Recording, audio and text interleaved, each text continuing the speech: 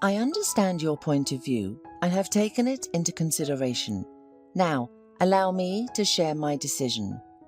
My wedding with Terry will happen very soon, and we would be delighted to have you attend the ceremony and banquet. Best regards.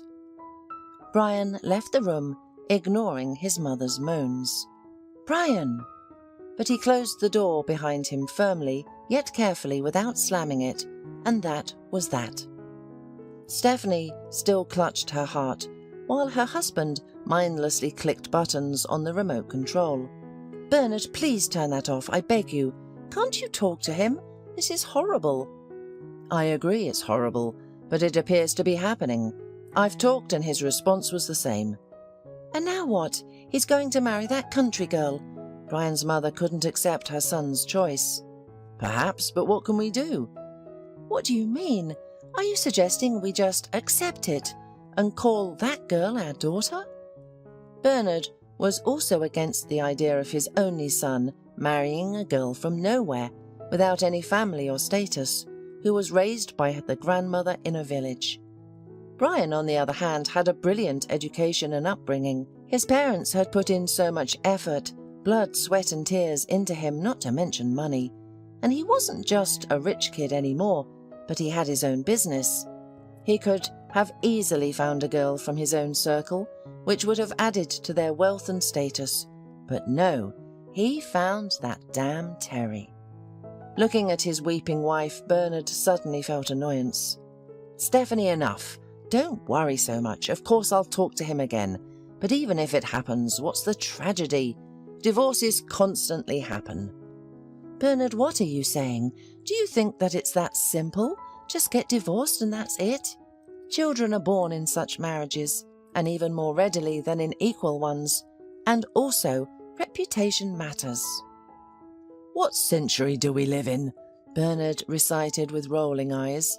And where and in what circles do divorces or children from affairs considered so reprehensible? It's laughable now that someone has only been married once. Stop this hysteria, please. Okay, reputation means nothing to you, but what about our son's emotional state? How will he handle a failed marriage or divorce? Stephanie wrung her hands. You fool, her husband barked, unable to bear this scene. Stop putting on a show in front of me. Emotional stress? What else will come up with it? A sin before the Lord? A minus to karma? He could lose money because of Terry. That's what you're afraid of. And so am I. That's what we should focus on, not metaphysics. I'll talk to him like a sensible person when he cools down, thoughtfully and with examples from life. Yes, Bernard knew what he was talking about. He had made mistakes in his youth and even in his more mature years, and some had cost him dearly. He would explain to his son what indiscriminate relationships could lead to. At first glance, Terry was an angel from heaven, but it was time to realize that such lambs were often the most dangerous. That's what he needed to warn his son about. Meanwhile, Brian secluded himself in his room, really trying to cool off after the conversation with his parents. Yet he knew they were somewhat snobbish and understood that they might not accept his girlfriend with enthusiasm, but not to that extent. He couldn't help bringing his beloved home and introducing her to his parents. Oh, if he only knew what trouble it would cause, he wouldn't have done it. Later, after the wedding, he would have just told them, I got married and this is my lawful wife. Please love and welcome her. Or maybe he wouldn't have introduced them at all. Some people do that. After all, he's an adult, independent person. He has his own stable income. Who could have thought that Terry wouldn't please them? And most importantly, why? Yes, she was an orphan and grew up with her grandmother in the village, but that was rather a plus. She came to the city without any connections or protections, received a good education, and looked great. Her taste, manners, and sense of style were impeccable, and she was honest, didn't make anything up or pretend to be a princess. Yes, she had no money, so what? Today she had money, and tomorrow she would have more than they had. Or were they unhappy that he had just decided to get married? Well, at 26 it was time. Oh, he shouldn't have done it the way they wanted. Introduction and all of that. They embarrassed themselves and they embarrassed him, and they hurt Terry. Although they deserved credit for trying to welcome her. They set the table for the guest, behaved nicely, and didn't show their boorish attitude. But Terry was so smart, she understood everything. She felt even her mother's slightest disapproval and sometimes almost open mockery from her father. Yesterday, when Brian came home after that formal dinner, she said with a tired smirk, "They don't like me." Brian even stopped the car to persuade her that she wasn't marrying his parents, but him. He needed her by his side because he loved her with his heart and soul. But still, parents' opinions mean something. What if you quarrel with them because of me, and in a few years you'll realize that you hurt your mum and dad, and it will turn against me? A man can have as many wives as he likes, but parents are the only ones. Terry, please don't worry. Firstly, I assure you, I'm not going to quarrel with anyone. And secondly, tell me, why do you think they have something against you? Yes, it's the first meeting, and there are understandable prejudices. They don't know yet what to expect from you. I don't even know what they're afraid of. And just in case, they're waiting for something bad, aren't they? Oh, come on. Terry, you're wonderful, and I'll always be on your side no matter what. And it's also indisputable that I'll only have one wife. Yes, if they make everything right, no one will ever separate them. If he had to break up with his parents to be with her, well, Brian was ready for that. After all, father and mother will always remain his. There won't be any others, just as there won't be another son for them. At that moment, his father came into his room, knocking.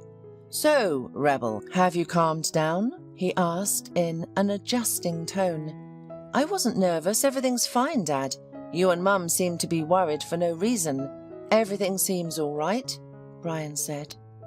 "Why be rude, then? Your mother is upset. She's crying, by the way, and she has hypertension, among other things," his father said.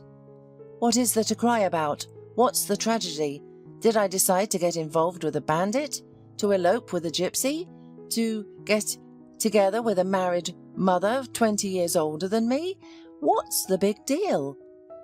"At first glance, nothing is wrong. Your Terry is a charming girl. I even envy you. She looks wonderful.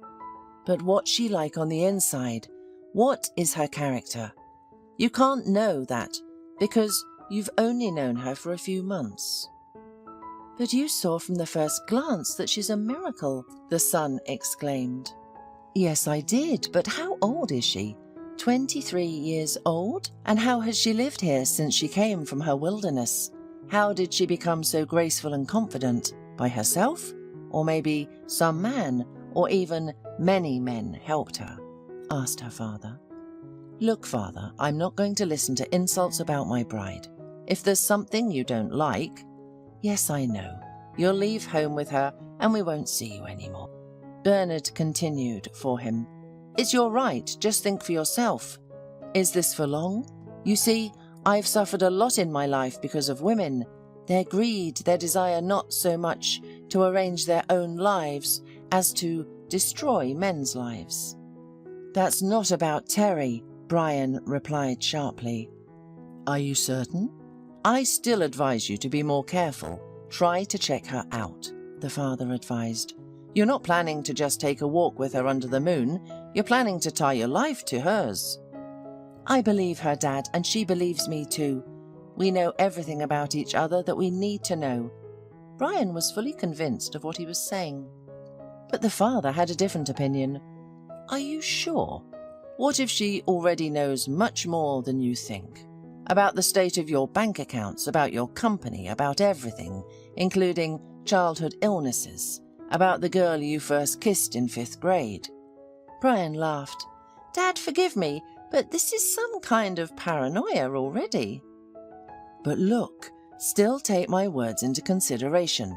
I've lived my life and seen it all, and I wish you only good.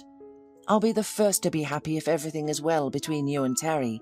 And look at your friends. Have there been any cases of varying severity. Bernard spoke without pressure. He was just tired and sad, and it had the greatest impact on his son. The father had already left, but Brian sat there digesting the conversation. Yes, he fully trusted Terry. She never lied or hid anything from him, and he had not a single reason to doubt his beloved. But he also trusted his father, and his father clearly only wished good for him. And yes, Bernard really had a lot of experience. Brian didn't want to delve too deeply into his father's secrets, but his words about the cases that happened to Brian's friends struck a chord. There were stories in his friends' lives that cost them many nerves and frankly money, and since his friends were mostly children of well-to-do parents, it was no surprise that many of them had suffered in one way or another because of the perfidy of women.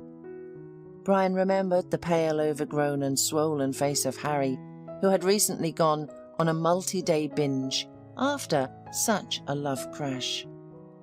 "I loved her, Brian, do you believe it or not? Truly forever, do you understand? I gave her my soul, wrote poetry I'd never written before, and that night I came up with a dozen of sonnets. But it turns out she didn't need a soul or sonnets. She needed money. And why? To support her beloved. He's in jail, it turns out, for attacking her. And now he needed money for the lawyer to get out earlier. And I composed poems and sang songs to her like a fool." Harry drunkenly cried.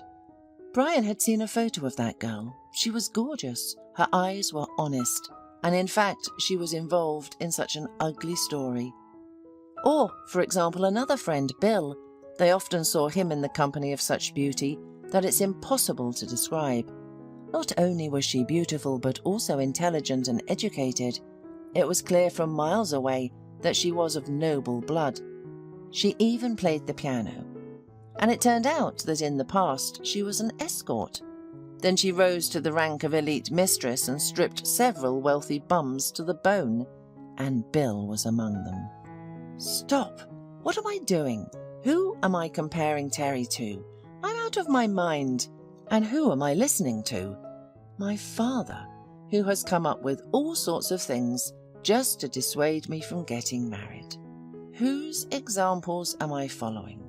My friends who couldn't distinguish princesses from monsters? But Terry is completely different from them. She's made of different stuff. Although maybe everyone else thinks the same way. No, Terry is simply not capable of anything like it. I'm not going to test her.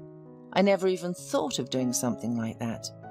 But now I just want to prove to everyone how honest and selfless she is.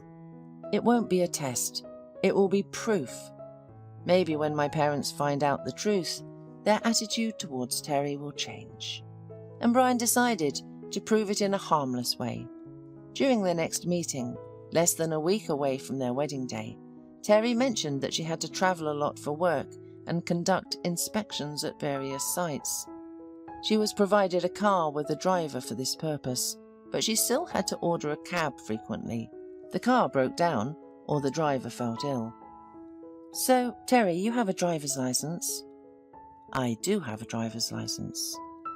"My uncle was a driving instructor, and he taught me how to drive. I passed my test on the first try. But I haven't bought a car as yet."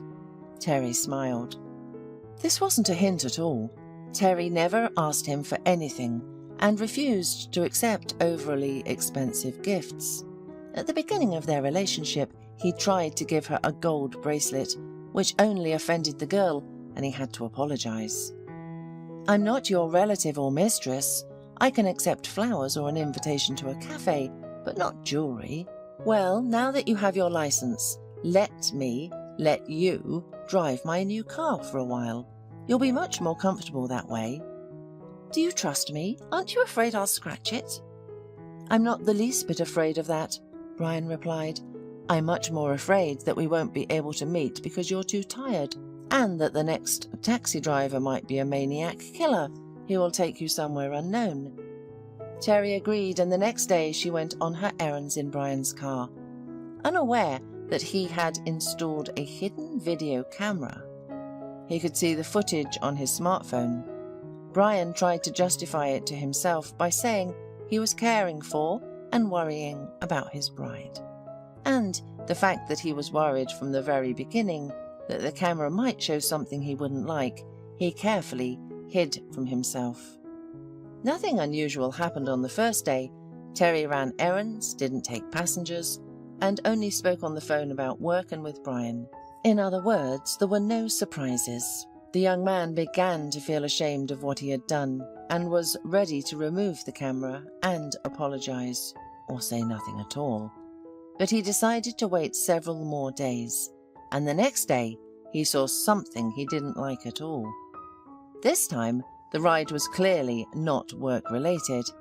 Terry pulled up to a house, stopped, got out of the car, and waited. Soon a man appeared who could not be imagined as anyone's lover. An old, poorly dressed man appeared, but his appearance made Terry happy. She approached and hugged the man. They stood there looking at each other tenderly. Someone who didn't know Terry might have thought it was her father, but Brian knew that she didn't have a father, and this man who had clearly been beaten down by life couldn't be a relative. So why was Terry so happy to see him, and why were they hugging? The couple got into a car and drove off. Brian quickly abandoned everything and drove after them. He hoped he would see something that would calm him down. Luckily, Terry stopped not too far away in a deserted place. Brian decided not to distract himself by watching the camera, and instead saw with his own eyes what was happening inside his car. He approached and quickly opened the door.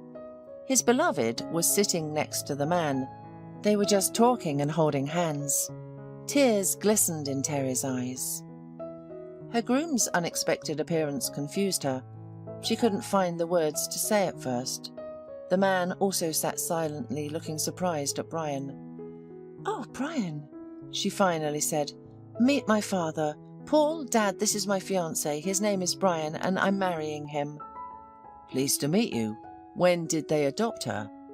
Wasn't it just a few days ago that she didn't have a father?" Brian said indignantly, but Terry had already regained her composure and took control of the situation. "Please sit down, Brian. I see you decided to follow me. I wonder what you wanted to see." "Wait, daughter, it's all clear. He's jealous because he loves you." "Calm down, young man. Yes, I'm not her natural father, but I adopted her right after she was born, and for the last few years I've been in prison. And it's understandable that Terry was ashamed to admit it, so she hid the fact that she had such a relative. And then, as luck would have it, I was released a little earlier. That's how it turned out. Here are the documents about my release. Take a look if you don't believe me. And my daughter Terry, although she's embarrassed by me, isn't going to completely abandon me. Isn't that right, daughter?" "Yes, Dad. I'll never abandon you." "Brian, judge me now as you wish. My mother really did die, and my father is here now, and he won't get in our way, but I won't be able to let him go from my life now. I'll help him as much as I can." "Thank you, Terry. I expected nothing less from you," her father said. "Well, okay, I agree," Brian said, ashamed. "Sorry, Terry, I didn't know what came over me, and I don't understand why you hid this from me. How could it affect my attitude towards you? I love you, so I have to accept your relatives too. I invite you to our wedding. It's in 2 days, and I understand that you may have some problems, but I'll give you money for the salon, hairdresser, and suit. Oh, and if you don't have time to buy one, you can take one of mine. Our figures are almost the same." "Thank you, Brian," Terry said. "You don't have to worry about money. I'll be able to help my father myself. And yes, I'll be delighted to see you at my wedding, Dad." "Great, you don't have to worry. I won't ruin your wedding. I won't even go to the registry office. You'll get married without me, but I'll stop by the restaurant.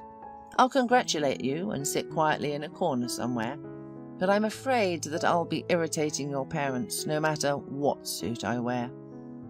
Now it was Brian's turn to be embarrassed. "Well, no, my parents won't mind. They'll be happy to meet you," he muttered, realizing he was lying. Terry understood this too. Deep down, Terry would have been happy to have a wedding without any parents. She was not afraid that her father would do or say something wrong, and was sure that nothing like that would happen. But her in-laws might openly ruin their wedding, and it was entirely possible that they would not get by without sarcastic remarks. And even if they just sat there with a dissatisfied look, it would seriously spoil her mood. However, Terry understood that it was impossible to have a wedding without parents. And Brian would not agree to it either. Many people around her would not understand. She was willing to endure it. There's nothing wrong with not being loved by your loved one's own parents. But she believed her father would behave decently. On the day of the wedding, the solemn ceremony went quite successfully. Bernard and Stephanie perhaps did not shine with joy, but they did not show any particular sadness about their son's wedding. Brian talked to them, explained what a wonderful girl Terry was. He believed in her completely, and thought that his father and mother would soon love her too. Therefore, there was no need to spoil their relationship. Understand, we're not going to live together only 3 days or 3 years. We'll be together for our whole lives, and that means together with you. So let's live peacefully and amicably. Well, what choice do we have? Sighed Stephanie. Of course, we won't spoil your holiday. All right, son, what are you worrying about?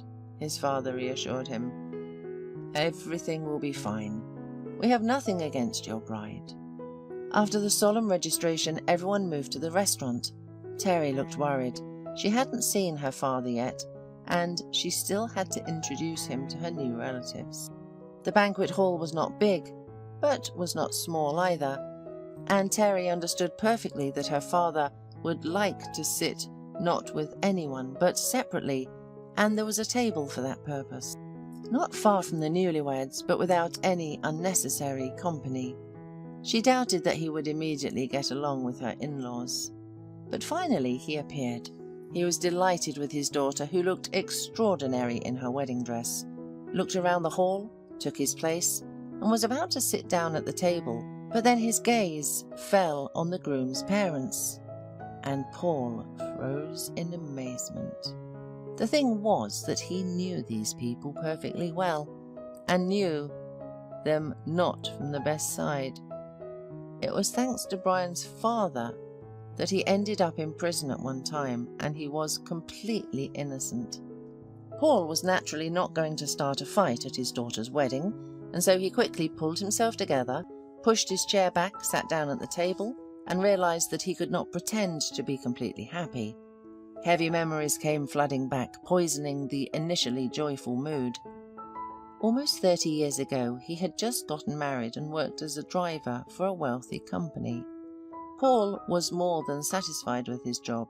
He was paid a decent salary, and the owners treated the service staff perfectly well. Everything was fine until one day the owner was found dead in the car, and he found him, Paul. He became the main suspect and then the accused, and this, although there was no evidence against him. At first there was no evidence, but during the investigation, the unfortunate widow began to give the strangest testimonies, which were against Paul.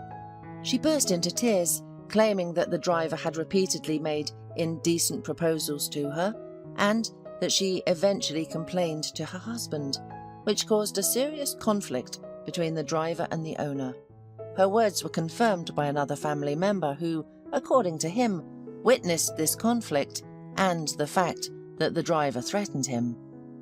Paul had no evidence of his innocence, and as a result, he was sentenced to 15 years in prison. Only his young wife believed in him and never gave up on him. She supported him, wrote encouraging letters, and visited him. Thanks to this, their daughter Terry was born. However, she couldn't fight for his acquittal and release, as she lacked knowledge, experience, and most importantly, money. During one of their visits, she revealed that the widow of the murdered man had married the family friend, who corroborated her testimony. If they had had a competent lawyer, They could have proven Paul's innocence. But where could they find one? Then, when their daughter hadn't even started school yet, Paul's wife died. Terry was spared being sent to an orphanage thanks to her grandmother, who raised her alone all these years. When Paul was released from prison, he found his daughter as a teenager and wanted to start an honest life. But where could he find a job? It was very difficult for a person who had been imprisoned for such a crime, and he wanted to help his daughter. As a result of his desperation, he agreed to steal from the store and soon went to prison again, this time for 5 years. And now he was out. He found his daughter with difficulty and was so happy to see that she was doing well and getting married. And now it turned out that Terry was marrying the man from the family that ruined her father's life. Meanwhile, the groom's father had also recognized his old enemy, and he didn't even think of feeling guilty of the role he played in the man's life. On the contrary, he decided to eliminate him from his family's life so that certain secrets never surfaced. Perhaps this would also help get rid of the unwanted bride. Thinking about this, he grinned hungrily and approached the microphone. "Dear guests, I want to inform you that today we have a double celebration. Well, firstly, my son's wedding, and secondly, the release from prison of the bride's father. Let's applaud the man who was twice convicted and spent almost 20 years in prison, including for murder, and didn't break. He feels great and even showed up at his daughter's wedding without spending a penny. This was completely unexpected for everyone. Some guests hesitantly applauded while others sat there not knowing how to react to such a display. Paul was not just stunned, he was almost killed by this horrible speech of the man, because of whom he went to prison. And now this man, who was likely the perpetrator of the murder, was openly shaming him in front of everyone. But he didn't want to say it out loud so as not to ruin his daughter's celebration. He didn't even try to approach the microphone. He stood up, bowed to his guests, approached his daughter, and kissed her on the cheek. "I'm sorry, daughter. I didn't know whose son you were marrying. Moreover, you didn't even know." Then he turned to Brian, saying, "And do you even know that you're not the biological son of these two? They adopted you as a baby for your father's inheritance, whom they killed together, and then framed me. So you should keep that in mind. Anyway, be happy. You're not responsible for the sins of your parents, either biological or adoptive," Terry's father said, and then he left. The groom and bride stood there in complete confusion, looking at each other. Brian was the first to recover. "Terry, let's not try to figure anything out right now. Let this day be the happiest day of our lives, and we'll deal with the rest later. I really didn't know anything, just like you." After that, the wedding naturally went according to a slightly different scenario. Bernard tried to approach his son and start a conversation with him. Stephanie, on the other hand, cited ill health and left. The bride burst into tears. The celebration was somewhat complete. The newlyweds didn't go to the groom's parents' luxurious house, but rather to a hotel, where they decided to spend their wedding night and calm down after everything that had happened. However, they didn't even understand what had happened. Meanwhile, Brian's parents were having a heated argument. "Idiot!" Stephanie shouted. "Why didn't you listen to me just once in your life? My heart told me that all of this was not good. This whole wedding, this Terry. Where did she come from? How much I wanted to prevent this. But you spoke like a fool. Divorce is not a problem. Reputation is nothing. Let them get married. And now we could end up in jail." "Jail? Are you crazy? All the deadlines have long passed. This lousy con can't prove anything anymore, and if he starts blabbing, he'll end up where he came from." "I don't care if he ends up anywhere." For a quarter of a century, everything was going smoothly. Everything was perfect. And now, all of a sudden, he'll prove it. He won't. Nothing will happen. Is Brian a fool to believe the chatter of some ex-convict? Who knows what he blabbered? And if he believed it, what of it? Stephanie took some pills and went to bed, but couldn't calm down. All the complex twists and turns of her tangled life were passing before her eyes, and how well everything was going at first. In her early youth, she managed to marry a very promising young man, a prominent businessman. She became a rich woman, living the life that many could only dream of. But then her husband took a mistress, and not just that, but he fell in love with her, and he decided to divorce Stephanie. She tried everything to avoid it. She threatened to kill herself, to do all sorts of horrors with her husband and his mistress. But no, he was firm in his decision. Apparently, love actually happened. Moreover, this scoundrel decided to have a child with her. That was what Stephanie could not do. And this threatened to mean losing all the wealth, and Stephanie could not accept that. Her husband postponed the final divorce and marriage with a pregnant mistress because she had some problems with pregnancy. She was constantly lying in hospitals. That fact was encouraging for Stephanie. Maybe there would be no child at all, as well as no mistress. But not only did the child appear, but the husband also immediately adopted him and rewrote the will, leaving everything to the newborn baby, and hence his mother. Action had to be taken immediately before the divorce was concluded. Fortunately, the husband had a partner, an old friend of his, this very Bernard. Stephanie conspired with him.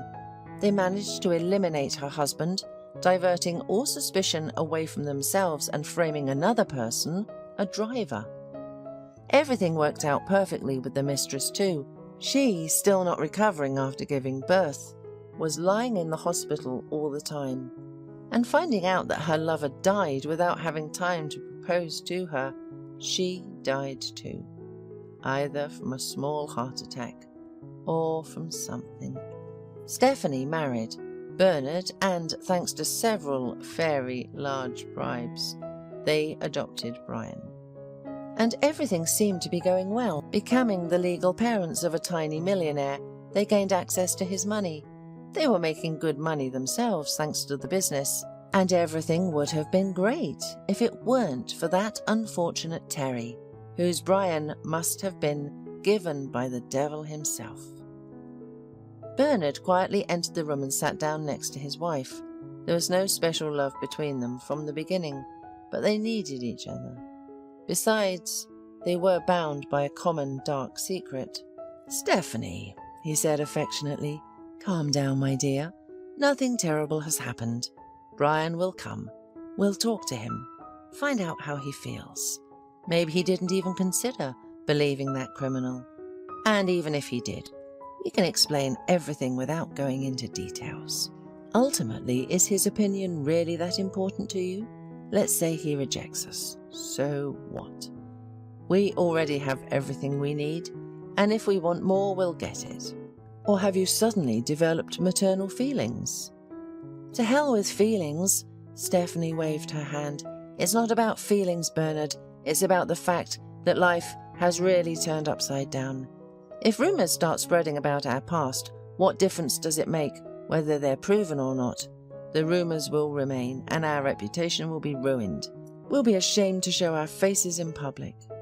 Oh, come on, we've been through worse, and if Brian starts causing trouble, we'll deal with him. What if his business comes to us? In my opinion, that would be good." "Can you arrange that?" Stephanie asked. "When have I ever failed to arrange something, Stephanie?" Brian replied. "Well, I couldn't prevent this wedding because the subtle matters intervened. Love, so-called. Unfortunately, I'm not very competent in that area, but in business I am, so don't doubt it. I'm not going to coddle Brian, and I'm not going to regret him." But they didn't have to clarify anything, and no one demanded any explanations. Brian and his young wife came to the parents' house a few days later. He immediately announced that he was taking his things.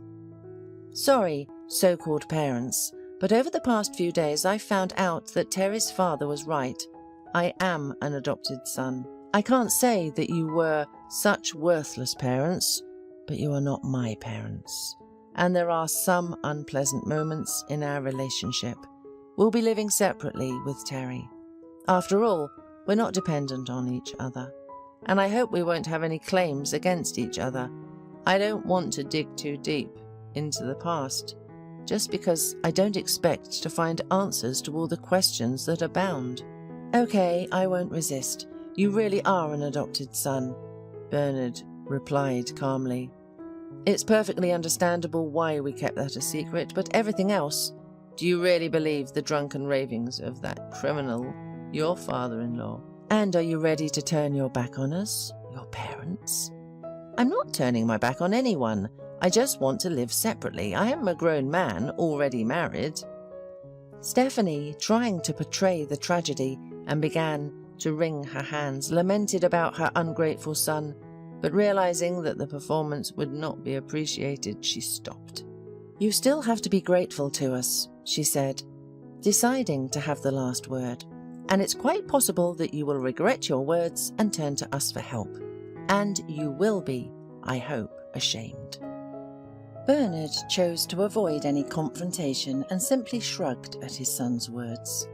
When Brian and Terry said goodbye, he went to his wife's room. She paced back and forth, unable to control her anger. Everything is fine, as you can see. Our reputation is intact too. This fool decided not to investigate further and left home like any normal person. No one lives with their parents now. It's normal. Stephanie, stop torturing yourself. I already have a plan on how to teach him that parents, even adoptive ones, should be listened to a little. Yes, Bernard, do what you've planned. I want him to be completely bankrupt, so that he has nothing left, and he crawls on his knees begging for bread. Everything will be as you want, my dear, Bernard said, smiling. After the honeymoon, Brian started working. Things were always going well in his company, so he wasn't worried about anything bad happening without him. And everything was normal at first, but then he hired a new financial director, who seemed reliable and very useful for the business. Little did Brian know that Bernard had placed this person there. The financial director was indeed experienced and knowledgeable, but only in the bankrupting of the companies, and no one was better at it than him. He intrigued skillfully and imperceptibly, and for a long time no one could understand why things were getting worse every day. Within a few months, the company was on the brink of bankruptcy. Brian realized he probably wouldn't be able to get out of this situation. Serious cash injections were required, and he almost had no money left. But Brian didn't even consider going to his father for help. It was a very difficult period. The young businessman found solace only at home with Terry, who supported him in everything and assured him that they wouldn't fail in any case. Brian, maybe we should really give up on all of this. I can't watch you suffer for this company. But how will we live? We were going to buy a house, and now we can't even pay for an apartment. How will we pay rent next month? If you agree to give up everything, we can move to the village. My grandfather's house is there, quite sturdy and suitable for living. Of course, not like what you're used to, but we'll work and gradually fix everything up. I believe you, Terry, but I'm a city person, and I have no idea what's required in a country house to make it at least suitable for living. The roof will leak there, and I have no idea how to fix it. You'll learn, Brian. It's not that difficult of a science. Besides, we'll take my father with us. He has nothing to do in the city anyway. He can't find a permanent job, but he grew up in the village, and his hands are always in the right place. Paul was thrilled with this idea. He had long dreamed of moving to the village, but never dared to. Eventually, they moved to the village. Brian sold his luxurious car and many unnecessary things. They had enough money to start setting up their new life. Soon, Terry announced that she was pregnant, and Brian's joy knew no bounds. His adoptive parents were also delighted. When they learned that their son was bankrupt, they waited for him to come and ask for mercy. Stephanie rehearsed her angry responses to him in her mind.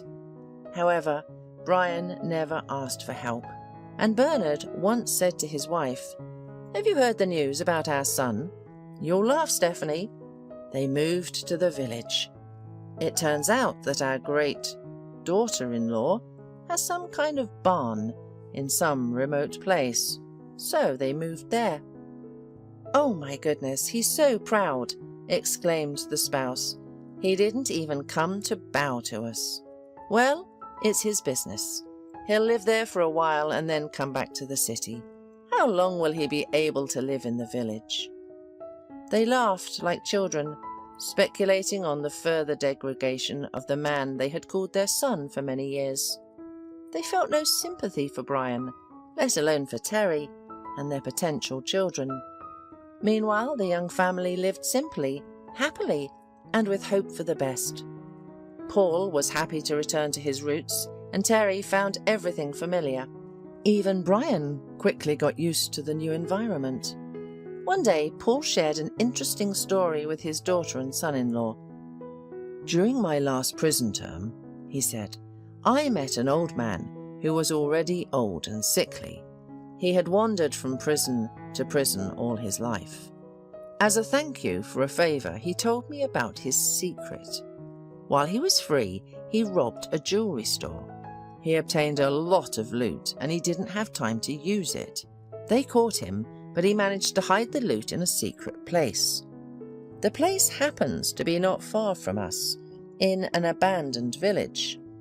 He knew he wouldn't be released and didn't want the loot to go to waste. He had no relatives and he was a loner all his life.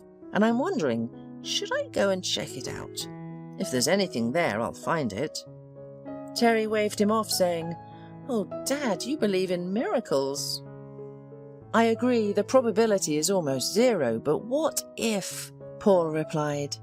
"That old man didn't seem like a liar. And why would he lie to me on the verge of death?" "Well, no one's stopping you from checking it out," said Terry. "You'll just waste your time." And so Paul went to that village. He arrived at the right place and indeed found an abandoned hut. But he had to break into the basement, which was not entirely safe in itself. The house was barely standing. With all due caution, Paul opened the door, entered, and was surprised to find that the house was inhabited. In the corner, a 7-year-old boy was hiding. "What are you doing here?" he asked in surprise. "I live here. What do you want?" the boy replied boldly. "I just came to see what kind of Mowgli had settled here. But where are your parents?" "I don't know, and I don't want to know. I don't have any parents. I ran away from an orphanage. And if you want to send me back there, you'd better leave quietly and peacefully. I'll stay here." "And how do you live alone? What do you eat?" "Whatever I can find," the boy replied, suddenly bursting into tears. It was evident that he was hungry. Moreover, he was very young, and his audacity was a defensive reaction. "Okay, I have some food with me. You can eat it. Let's go with me. Not to the orphanage, don't be afraid. I'll take you to my place, and you'll live with me. What's your name?" "Ivan. And your wife won't mind if I come with you?" The boy hesitated. "I don't have a wife. I have a daughter who's already grown up. She has a husband. Don't worry, it'll be much better with us than here." "Okay, if you're not joking, let's go," the boy agreed. After talking to the boy, Paul thoroughly inspected the hut and, of course, did not find any treasure. Maybe they were gone, or maybe someone had stumbled upon it earlier. But nevertheless, the man found a boy who was in great need of adult care. Paul was more than happy to take care of the child, because he had never had the chance to watch his daughter grow up. Well, now he would have a son, or grandson. He announced it upon returning home. "Well, folks, come and meet us. This is my treasure, and his name is Ivan. You understand, no one will let me adopt him. I am old and have even been to prison. So you will have to adopt him. But don't worry, I'll take care of him by myself." "I can take care of myself," Ivan pouted. He really turned out to be a treasure. Independent, serious, and never refused any work. On the contrary, he was eager to help everyone, and whatever he didn't know, he learned with pleasure. Brian and Terry were able to adopt him, although it cost them money as they had to obtain documents for the boy first.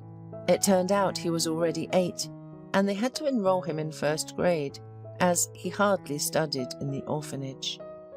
Despite all the difficulties, the house became more and more livable and even comfortable. And then it turned out that Brian's adoptive parents had also gone bankrupt. This happened thanks to the same financial director who helped them bankrupt their son's company. The swindler apparently got the taste and decided he had been too cheap. He completed his employer's task and then began withdrawing money from Bernard's company accounts. Bernard didn't realize it right away, but after he did, he decided not to let the theft go unpunished. He reported it to the police. The fraudster was arrested, and he didn't even think of keeping silent and began to tell everything about Bernard's machinations on the very first interrogation. Along the way, other shady deals began to surface. During cross-examinations, 2 scammers incriminated each other, and as a result, both ended up in court. Brian participated in the process as a witness and victim, and as a result, he was able to recover some of the money. Not all, of course. Most of it went offshore, but even what remained was very useful, because a daughter was born to the young family during the investigation and trials. Despite the fact that after his wedding, Brian stopped feeling any kinship with his adoptive parents, Stephanie's fate still worried him. She didn't end up in court, but she was left completely alone without money or income.